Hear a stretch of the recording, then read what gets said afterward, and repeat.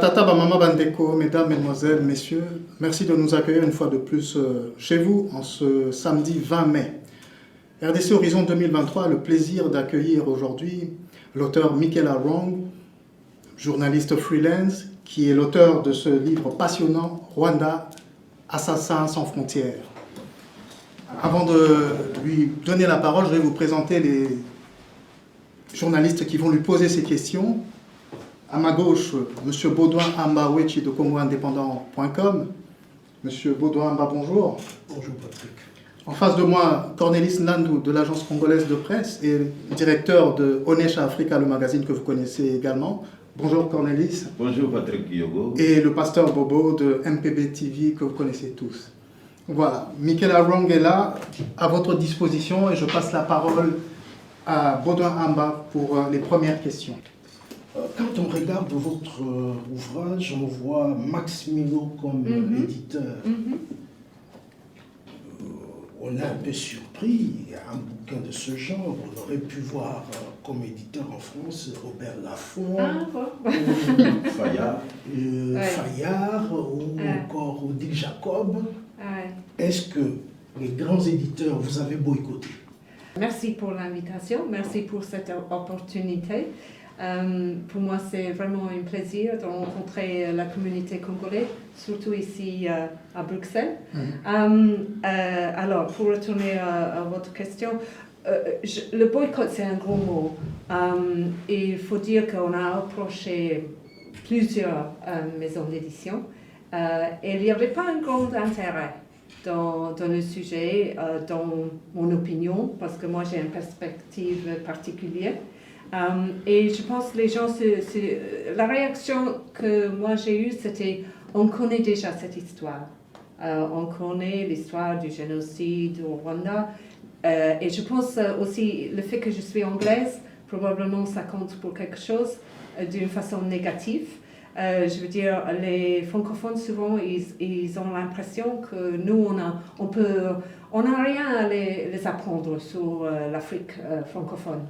On est anglophone, peut-être on sait quelque chose sur l'Afrique anglophone, mais sur l'Afrique francophone, on n'a rien à les apprendre. Alors, il n'y avait pas un grand intérêt.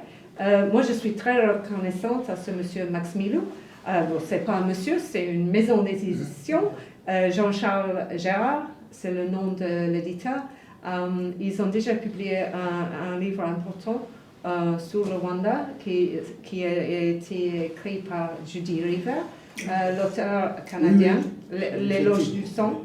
Alors, ils avaient déjà un intérêt. Et ils avaient aussi un intérêt dans les perspectives un peu contestataires, iconoclastes, si on peut dire ça. Alors moi, j'étais vraiment ravie qu'ils ont accepté le livre, ils l'ont traduit. Ça prend un peu de temps, alors le livre est déjà sorti en anglais il y a 2 ans et j'ai un peu fait le update, comme on dit en anglais, mais effectivement c'est la première fois qu'un de mes livres, parce que j'ai écrit 5 livres quand même sur l'Afrique, c'est la première fois qu'il y a un livre qui sort en français pour moi. C'est un début. C'est votre voyage à Kinshasa. Oui. Aviez-vous des appréhensions avant de fouler le sol de Kinshasa, étant donné qu'il y a quand même certains milieux rwandais à Kinshasa? J'avais certaines inquiétudes, parce qu'il y avait plein de monde. Moi, j'ai habité au Congo, au Zaïre, comme il s'appelait autrefois, en 1994. J'étais pigiste pour l'agence Reuters, la BBC, basée à Kinshasa.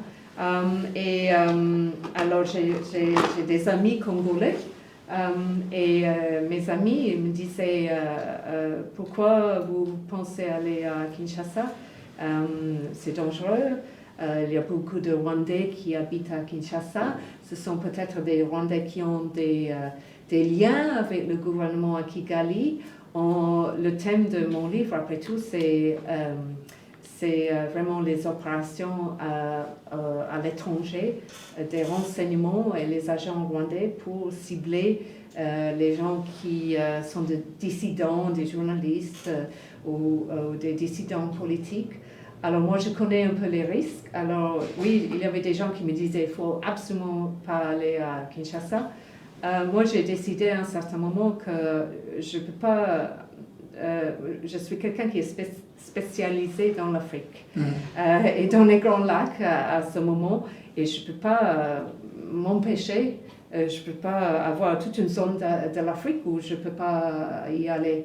Alors c'est pour cela que je me suis décidée d'aller à Kinshasa, et ça s'est très bien passé. Je me sentais bien accueillie et j'ai rien à me plaindre. Vous partez à Kinshasa, vous vous sentez à l'aise, mais ce que j'ai remarqué, c'est que vous avez fait preuve de beaucoup de courage. Moi, je ne l'aurais pas pris, parce que vous faites un spot publicitaire avant d'aller à Kinshasa. Pourquoi? Vous augmentez les risques. Oui, mais il faut dire que ça fait 2 ans que je fais des spots publicitaires pour mon livre, où c'était des spots en anglais, pour le livre en anglais. Mais je parle beaucoup de ce livre. J'écris des articles dans les journaux en Angleterre, aux États-Unis. Je fais des interviews aux médias. Ça date déjà de 2 ans. Alors, je ne vais pas arrêter de faire la publicité et la promotion pour mon œuvre, et aussi pour discuter un peu de mes opinions. Et là, vous dites, je vais à Kinshasa.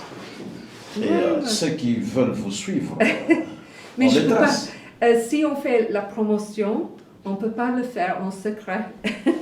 C'est ça le principe. Alors, où on fait la promotion et on fait la publicité, ou on ne fait pas de promotion et je reste chez moi en secret. Alors, on revient sur le livre, quand même. Oui. Vous écrivez Rwanda, assassin sans frontières. Pourquoi? C'est ça. Bon, oui, c'est ça le titre. En anglais, c'est Do Not Disturb, mais on a changé ça en français. Et effectivement, on m'a expliqué que Do Not Disturb ne dérangeait pas. Ça ne marche pas vraiment en français, on ne comprend pas un peu le sens. Alors, Rwanda, assassin sans frontières, c'est vraiment le thème de mon livre, c'est les opérations menées par Kigali, comme je dis, pour cibler les gens qui sont ou en opposition politique, ou ce sont des journalistes, ou ils travaillent dans les droits de l'homme, et c'est des Rwandais qui se sont obligés à un certain moment de fuir le pays. Ils s'installent en Sud-Afrique, à Nairobi, en Ouganda, même en Europe, aux États-Unis. Et quand même, malgré le fait qu'ils sont à l'extérieur du pays, ils sont ciblés. Et on voit qu'ils sont harcelés, ils sont suivis, ils sont surveillés. Et dans les pires des cas, ils sont assassinés. Et le protagoniste de mon livre, c'est effectivement Patrick Karegeya, l'ancien chef des renseignements à l'extérieur du Rwanda, qui il s'est enfui. C'était un proche de Kagame. Il s'est enfui du pays. Et il a fondé une partie d'opposition assez importante. Il a beaucoup critiqué son ancien chef, son ancien ami, Paul Kagame, et à un certain moment, il a été piégé dans un hôtel. Il a été invité par un homme d'affaires qu'il croyait ami, et on lui a sauté dessus, on l'a étranglé dans la chambre d'hôtel à Johannesburg. Et c'est vraiment le début du livre, et après je parle des autres attaques, des autres opérations menées par Kigali, parce que je trouve que c'est pas normal qu'un pays, un gouvernement africain poursuit les gens de cette façon, avec qu'il envoie les escadrons de mort un peu partout pour cibler les gens qui osent critiquer le régime actuel. Pastor Bo, vous avez une question? Merci beaucoup. Moi, j'ai deux petites questions. La première, c'est beaucoup plus... en lisant votre livre, on voit pour moi que oui, Kagame est l'assassin. Mais avez-vous... Vous vous êtes posé cette question, qui se cache derrière l'assassin Kagame? Qui se cache, oui, parce que vraiment j'essaie de tracer les racines du FPR dans le livre, d'où ce mouvement, parce que c'est quand même un mouvement extraordinaire, le FPR, d'où il vient et comment ça se fait que le mouvement est tel qu'il est, mais aussi Kagame, il est tel qu'il est. Et pour moi, je pense, si on parle avec les Rwandais, ils disent tous que, comme enfant, Kagame a eu une enfance très dure et il a été réfugié. Sa famille, comme beaucoup d'autres familles Tutsi, se sont fait expulser du Rwanda dans les années 60. Il y a eu la révolution sociale Muyaga, et ils se sont installés en Ouganda dans les camps de réfugiés. Et c'est des aristos. Sa mère avait des liens avec la famille royale du Rwanda. Sa mère est bien la sœur de l'épouse du roi Mutara III. Alors, c'était une famille avec un certain statut qui se trouvait vraiment dans des conditions très difficiles. Et ce qu'on dit de cette génération de réfugiés rwandais, il y a beaucoup entre eux qui ont formé vraiment la FPR à un certain moment quand ils étaient des jeunes hommes. Et que c'était une expérience très amère. Et Kagame surtout, il l'a mal pris parce qu'il se sentait écarté et marginalisé par la société ougandaise, parce que tout le monde savait que c'était des étrangers, et c'était des Rwandais. Et que vraiment, il l'a mal pris. Il voyait dans l'avenir, il allait avoir des problèmes peut-être pour avoir un emploi, pour entrer à l'université. Et alors, c'est vraiment le caractère après qui mène à une carrière de rebelle. Et c'est ce qu'il a, tous ces jeunes hommes, ils ont été encadrés à un certain moment par Yoweri Museveni, l'actuel président, dans son mouvement, un mouvement de résistance nationale, NRM. Oui. Alors je pense que c'est vraiment, c'est une expérience d'être réfugié a joué un rôle très important dans sa vie. Mais pourquoi au niveau de la communauté internationale, malgré des dénonciations, malgré des révélations, on ne voit pas des voix s'élever comme le vôtre comme journaliste, dire que enough is enough, c'est fini, pour stopper Kagame? Oui, il y a toujours des tapis rouges. Oui, bon, il y a beaucoup de facteurs, hein, et j'essaie de les... je parle beaucoup de ça dans mon livre. Alors, premièrement, bon, il y a une sensation de culpabilité profonde au niveau international pour le génocide. Le fait qu'au niveau les pays occidentaux, ils n'ont rien fait. Ils ont même retiré les troupes des Nations Unies quand le génocide s'est déclenché.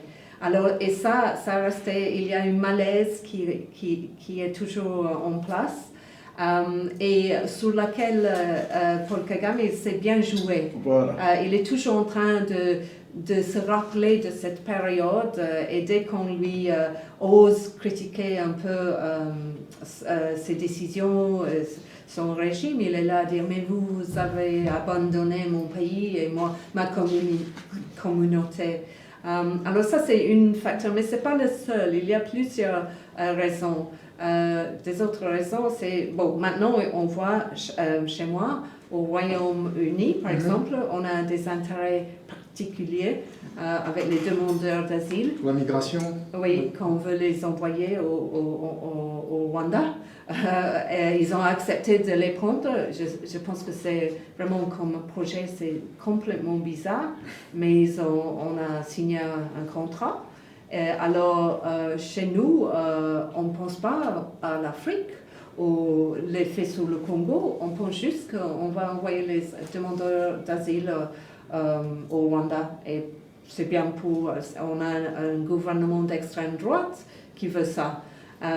Et chez les Français, il y a tous les intérêts maintenant militaires au niveau de la sécurité que Kagame offre ses propres soldats pour jouer le rôle que les Français, autre-temps, et leurs troupes jouaient ce rôle dans le Sahel, surtout le Mozambique, le Centrafrique, et ils sont plus les bienvenus. Alors je pense que Emmanuel Macron, il a l'intention de remplacer les troupes françaises avec les troupes rwandaises. Alors il y a beaucoup d'intérêts particuliers actuellement pour soutenir Paul Kagame, et malheureusement ça joue un rôle, et ça veut dire qu'on ne veut pas trop entendre les commentaires de critique. de critique, oui. Et là, après avoir lu votre bouquin, je n'ai pas encore fini, hein, je suis à 300... On me dit que c'est un peu long. Non, Mais voilà. mais ça c'est motivant. Oui. J'ai eu l'impression que vous faites un mea culpa. Parce qu'il y a quelques passages que je vais citer ici. Quand vous parlez de cette scène d'Achonga, vous dites j'avais compris de travers ce qui s'est passé au Rwanda. Oui, oui. Ça c'est un.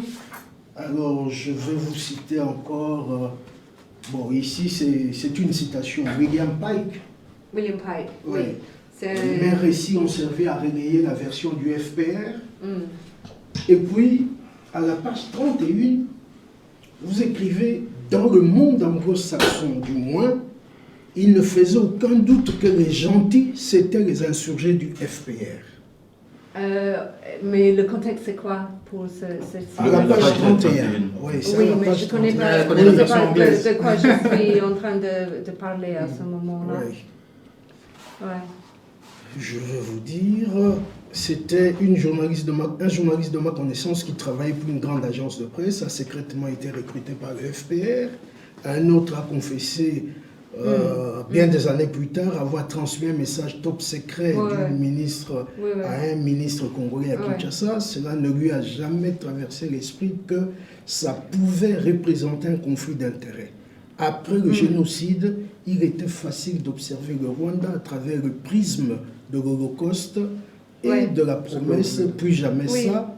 Dans le monde anglo-saxon du moins, il ne faisait aucun doute que les gentils, c'était les insurgés du FPR. Ah ok, oui. Non, c'est effectivement ça. Est-ce que c'est un mea culpa que je m'étais trompé? Oui, non, mais je le dis ouvertement et clairement que moi, je pense que la journaliste qui a écrit les premiers articles sur le FPR, moi-même, je veux dire, en 1994, que j'étais un peu naïf. Je pense aussi qu'il faut admettre que le mouvement, le FPR a changé.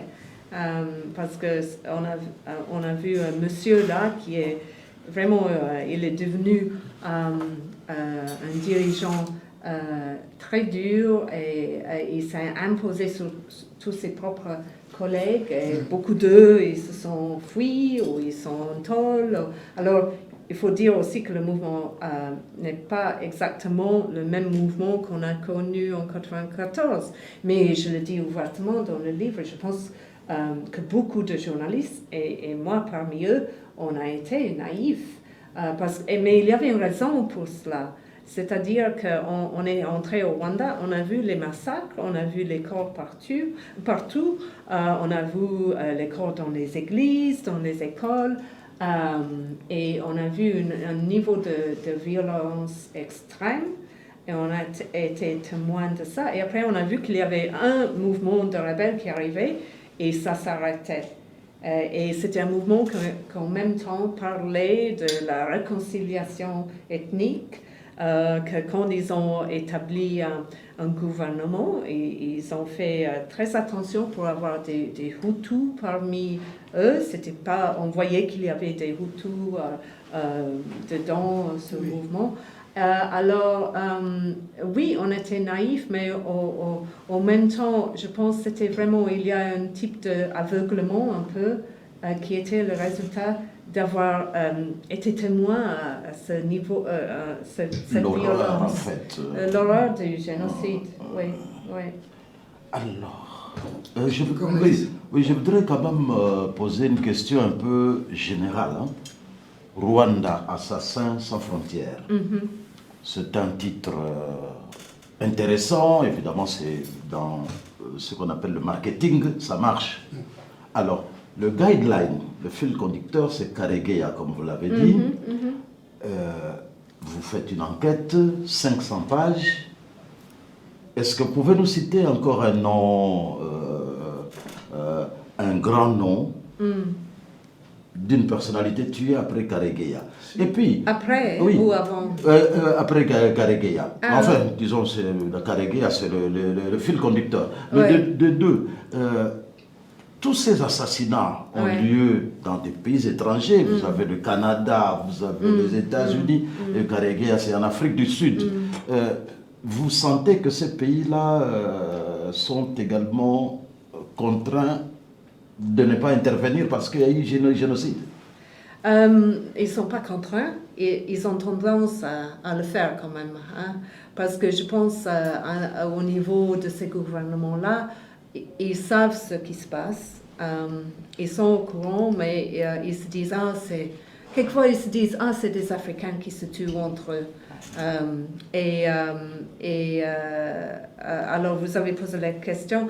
En Sud-Afrique, par exemple, il y a eu un monsieur Saif Bamporiki, qui faisait partie de la même partie d'opposition que Patrick Karegeya.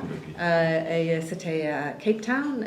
Il est entré dans un township et s'est fait abattre par un coup de pistolet. On l'avait, c'était un monsieur qui avait un magasin immobilier, de meubles, et il est allé là avec un lit qu'il fallait livrer, et il s'est fait tuer. Après aussi, on a vu plusieurs attaques à Mozambique, où maintenant on sait qu'il y a un déploiement, une opération importante rwandaise, et il y a le monsieur Revocat Karimanjengo, qui était un homme d'affaires rwandais, Hutu, très important au Mozambique, et il était très ouvert, il critiquait ouvertement Kagame, et il approchait de sa maison, et il y avait deux voitures qui étaient à l'extérieur de la maison, et ils l'ont abattu. Oui. Alors, oui, il y a quand même eu des autres incidents. Et aussi, ce qu'on a vu, qu'il y a eu, on a essayé souvent de monter des opérations, et sans succès. Alors, par exemple, on a essayé en 2015, Théogène Rudasingwa, c'est l'ancien chef de cabinet de Paul Kagame. Il passait ici à Bruxelles, il venait régulièrement, et il y a eu un chauffeur de taxi rwandais, et on lui a téléphoné à partir de Kigali. C'était Dan Munyuza, l'ancien chef de la police, et il y a eu un tas de conversations avec ce monsieur pour lui poser la question: est-ce que vous seriez prêt à assassiner M. Rudasingwa? Ça se passe à Bruxelles. Hein? Oui, c'est ça. C'est ça qui est choquant, qu'on ose faire ça à Bruxelles. Il y a eu aussi, on pense qu'il y a eu une tentative en France à la rencontre de Faustin Twagiramungu, l'ancien Premier ministre, parce qu'à un certain moment, la police française est allée le rencontrer chez lui pour lui dire qu'il ne fallait absolument pas sortir de sa résidence pendant plusieurs journées, et parce que sa vie était menacée. Et on a fait la même chose chez moi. Au Royaume-Uni, il y a eu séparément, il y a eu 4 citoyens rwandais.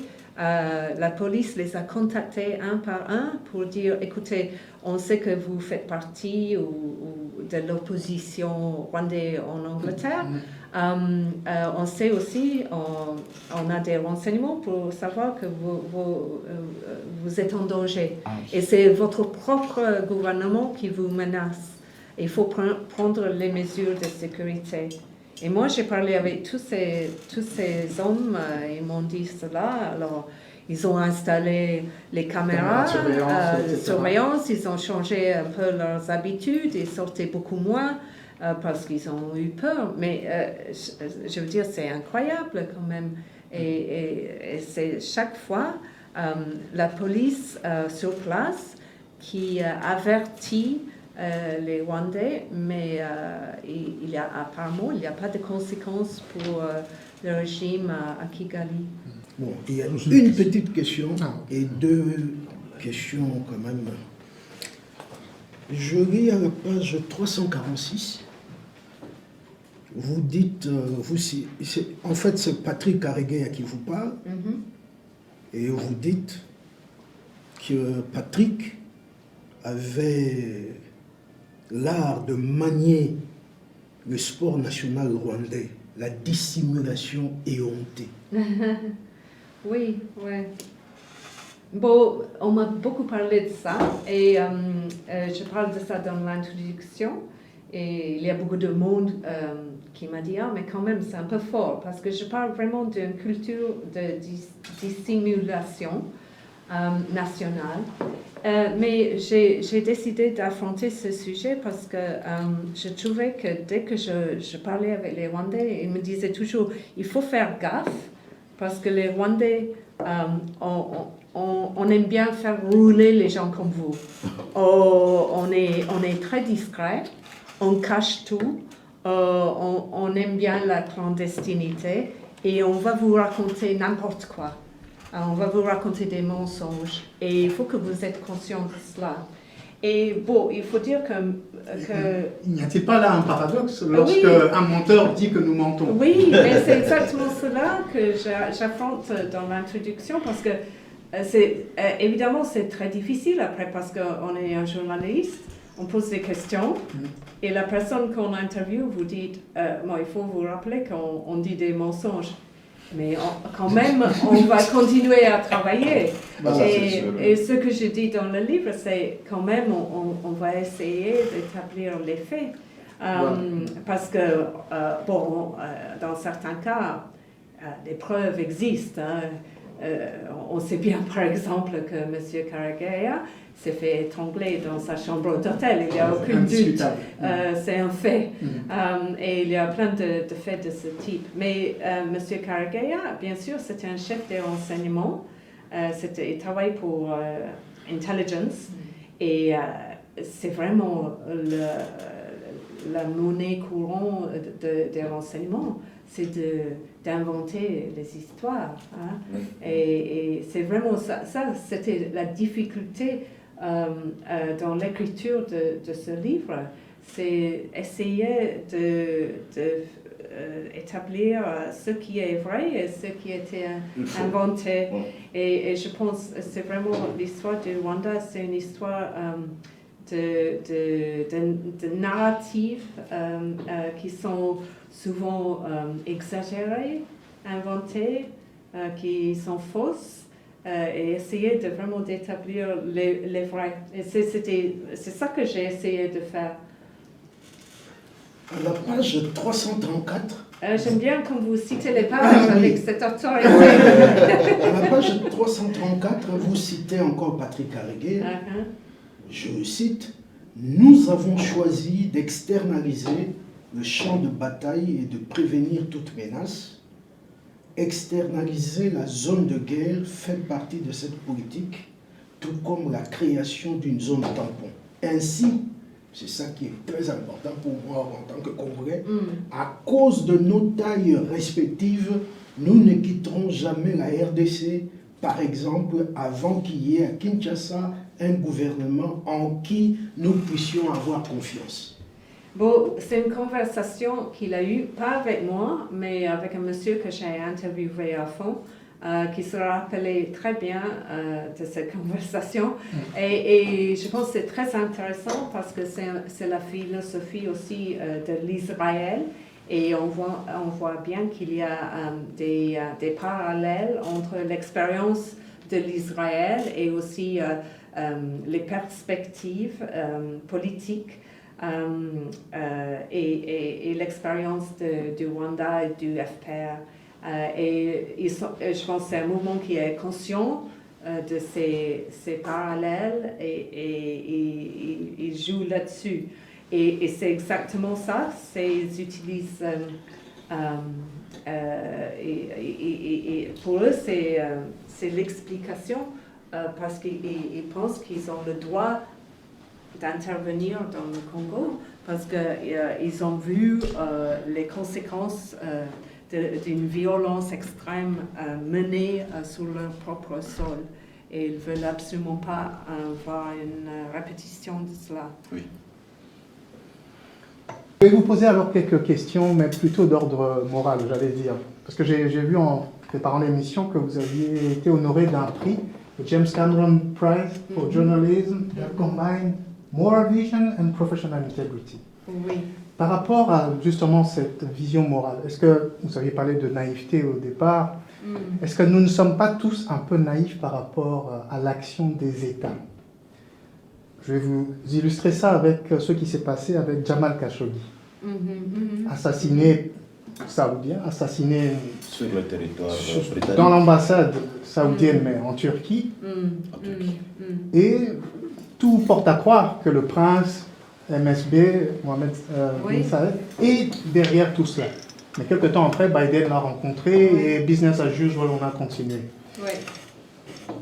Paul Kagame et même Louise Mushikiwabo, qui était sa ministre des Affaires étrangères, tenaient les mêmes propos, je crois, même sur BBC, en disant que, voilà, les États-Unis font même des exécutions extrajudiciaires en pensant à Bin Laden, en disant, ben voilà, en fait, les États fonctionnent comme ça. Est-ce que vous ne pensez pas qu'on se trompe tous en opposant le bien au mal et qu'on devrait plutôt voir les choses de manière plus verticale entre le bien et le plus grand bien selon les États? Bon, Si je peux profiter rapidement, la question qu'Algué revient tout le temps et ça dérange aussi les gouvernements rwandais, comme vous le savez. Mais dans quelles circonstances avez-vous rencontré Targuer? Ok, mais ça c'est deux questions très différentes. Comme ça on termine. Alors moi je vais juste répondre à votre question. C'était, moi je pense il y a le real politique et on voit que les gouvernements ils disent qu'ils ne suivent pas le réel politique, mais souvent c'est ce qu'ils font exactement. Et surtout, j'ai toujours pensé que le gouvernement français, ils pensent qu'ils sont... Mais moi, je ne suis pas au gouvernement. Et vous n'êtes pas au gouvernement et les gens qui regardent ils ne sont pas au gouvernement. Alors, on n'est pas obligé de partager ce point de vue que je trouve que c'est cynique. Et en plus, je trouve souvent que le réel politique, souvent les gens qui annoncent ça, et ils pensent qu'ils sont très cyniques et sournois et malins, mais effectivement, souvent, je trouve qu'ils sont naïfs. Parce qu'à la long terme, avec les années, les décennies qui passent, on voit souvent que les décisions qu'on a prises parce que c'était du réel politique, ça mène vraiment nulle part. Et qu'à la fin, le langage des droits de l'homme, de la démocratie, de l'expression libre, pour moi, si on veut avoir des sociétés stables, ouvertes et où les gens sont heureux et qui ne sont pas violents et qui respectent leurs voisins, c'est comme ça qu'il faut, et dans cette direction qu'il faut aller. Et si on est là à se dire « mais il faut faire la réelle politique », souvent les conséquences sont instables, fragiles. Et moi, je ne pense pas, par exemple, que le régime de Paul Kagame est aussi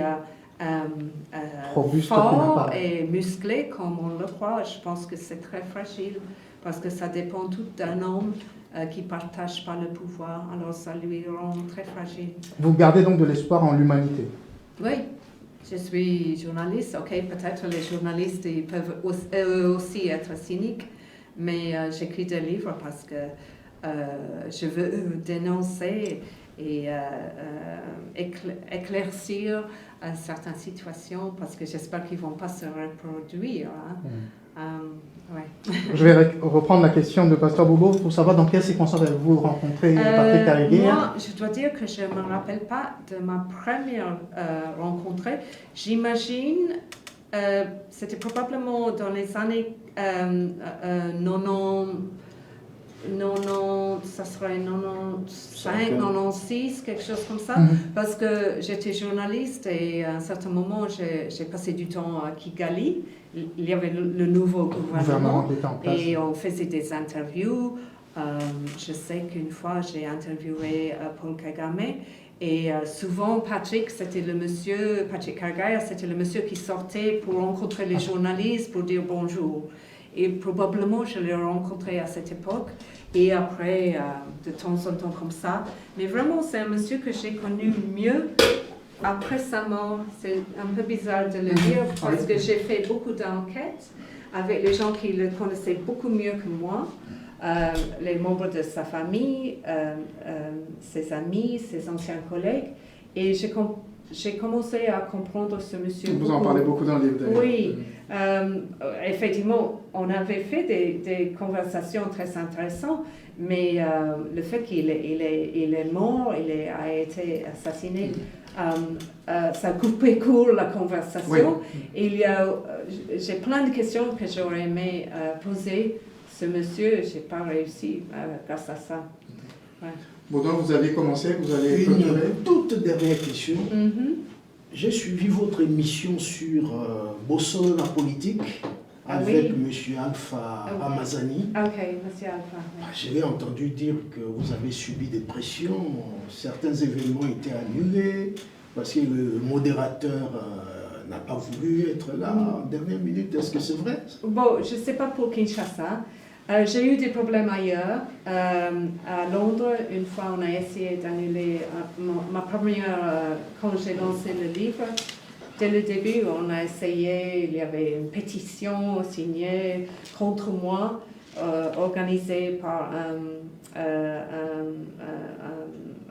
une association? Non, c'était un monsieur rwandais qui étudiait à Scholar, qui étudiait en Angleterre. Non, c'était une pétition, mais il n'y a pas eu beaucoup de gens qui ont signé. Une fois que j'étais en Sud-Afrique et j'étais censée faire une interview, un entretien juste comme ça, sur Zoom pour the Institute for Security Studies. Et le matin même, on a annulé et on m'a expliqué que c'était grâce au fait que le gouvernement à Kigali était mécontent du fait qu'il m'avait invité, l'Institut m'avait invité et ils ont fait de la pression sur l'Institut. Et je voyais aussi qu'il y avait beaucoup de gens qui travaillaient pour le ministère des Affaires étrangères en Sud-Afrique qui ne voulaient absolument pas me téléphoner parce qu'ils craignaient, ils étaient convaincus que mon téléphone en Sud-Afrique était surveillé, sous écoute de Pegasus. On sait que le Rwanda a beaucoup utilisé ce software, espionnage. Ils ne voulaient absolument pas me téléphoner, ils voulaient me rencontrer, mais sans me téléphoner pour faire le rendez-vous. Alors, c'est vrai que j'ai eu des problèmes. À Paris, on a vu, j'étais là tout à l'heure, à Paris, on a vu qu'un hôtel a annulé on avait organisé une rencontre à un hôtel à Paris. Ils ont annulé parce qu'ils ne pouvaient pas assurer la sécurité. On ne sait pas si c'est grâce aux pressions. À Kinshasa, il faut parler avec M. Alpha parce que moi, je n'ai pas eu de problème, mais ce n'est pas moi qui a organisé ma visite. Lui, il se sentait sous la pression, mais vraiment, ce n'est pas mon expérience personnelle. D'où vous vient cette passion pour l'Afrique? Parce que lorsque je parcours les différents livres que vous avez écrits, ils portent tous quasiment sur l'Afrique. Le Zaïre d'abord, In the Footsteps of Mr. Kurz. I Didn't Do It For You, Érythrée. It's Our Turn to Eat, Kenya. Y a-t-il une passion qui est née ou c'est purement professionnel? C'est un peu le mélange des deux. Il faut dire que j'ai quand même eu une carrière en Europe avant d'arriver en Afrique. J'ai travaillé en France pendant 4 ans pour l'agence Reuters. J'ai aussi travaillé en Italie. Et à un certain moment, j'ai commencé à travailler en Afrique. Et après, j'ai vu qu'on devient un petit peu un expert assez vite. Parce qu'il faut dire qu'il n'y a pas beaucoup de journalistes qui connaissent bien l'Afrique. Alors dès qu'on sait quelque chose, on a déjà un peu d'expertise. Et j'ai trouvé que c'est mal raconté en général, les histoires africaines, les faits divers, et vraiment quand on essaie d'entrer à un niveau plus profond, on voit qu'il y a une pénurie de livres et d'expertise et d'articles. Souvent, c'est très difficile de convaincre les journaux, les magazines en Occident de publier des articles sur l'Afrique.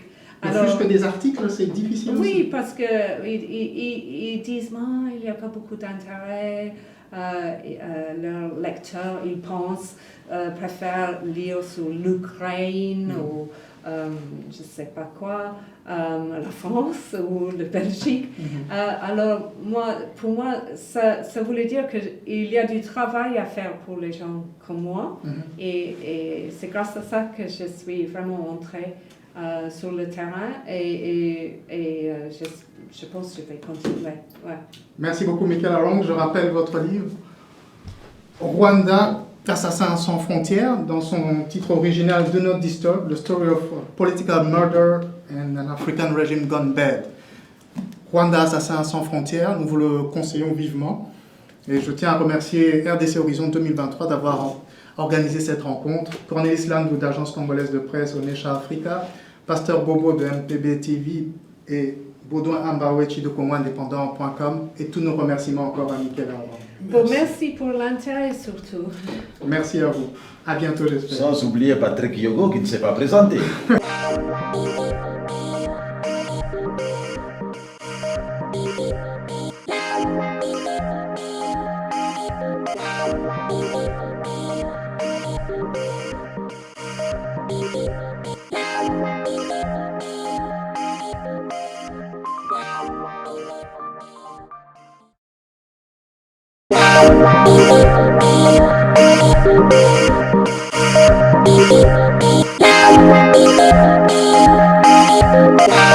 Thank you.